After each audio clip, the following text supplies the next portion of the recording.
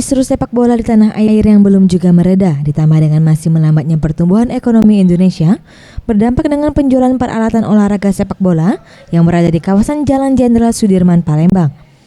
Menurut BID, pemilik toko Set Sport, untuk penjualan baju olahraga dari tim sepak bola Eropa tetap stabil.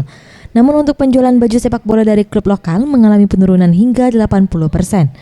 Ia menilai penurunan ini terjadi karena tidak adanya kompetisi sepak bola di Indonesia. Barcelona yang paling populer.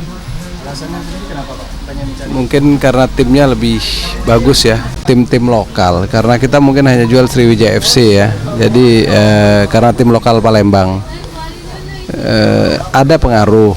Otomatis kan dengan adanya liga kan ada kehidupan. Semua faktor ya, ini prinsip saya ya. Semua aktivitas berjalan. Dari baju, penjualan tiket, jadi menghidupi banyak orang. Nah sekarang tidak ada liga, itu ya otomatis ya kehidupan itu akan terhenti lah sedikit banyaknya. Hal senada juga dikatakan Rajinder, pemilik toko Sing Parma Sport, mengatakan akibat terhentinya kompetisi sepak bola di tanah air, penjualan baju sepak bola klub lokal menurun 30 hingga 50%. Banyak pengaruhnya Pak. Selama dibekukan oleh PSSI, sepatu bola lakunya pelan sekali, jarang orang tanya, termasuk bola-bola.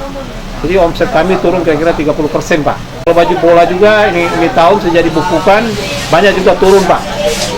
Banyak juga turun. Dulu kalau beberapa tahun lalu baju bola itu rame, klub-klub seperti klub luar negeri atau klub Sriwijaya, orang tanya di sini rame. Tahun ini jauh sekali menurunnya Pak. Bahkan kami pesannya cuma dikit-dikit sekian tahun ini, susah jualnya Pak. Pada Jatinugroho, Sriwijaya TV.